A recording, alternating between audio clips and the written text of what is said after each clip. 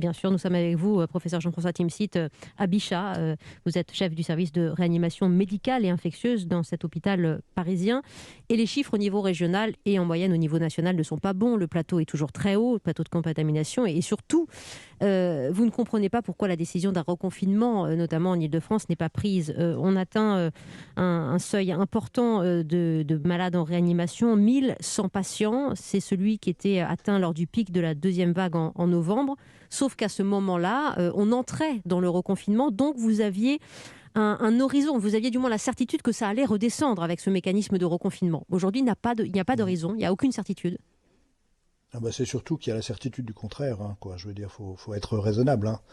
Donc là, dans l'état actuel des choses, avec le monde qu'il y avait dans la rue cet après-midi, vous êtes sûr que, compte tenu de l'augmentation de l'incidence actuelle, on va être mis à contribution et en grande difficulté dans les 10 jours prochains, hein, parce que les contaminations d'aujourd'hui font les malades de réanimation de dans 10 à 15 jours. Hein. Donc c'est clair que on ne voit pas de solution sans un coup de frein très net.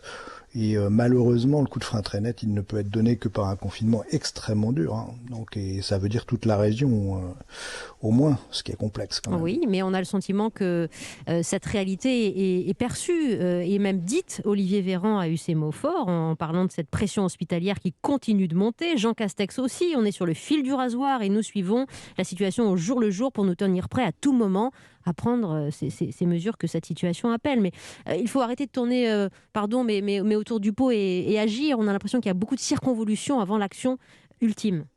Bah, ça fait 15 jours au moins, hein, le conseil scientifique a dit ça il y a très longtemps. Mmh. Mais personnellement et tout un tas de mes collègues disent depuis plusieurs jours maintenant que bah, c'est une catastrophe et que de toute façon on n'y arrivera pas.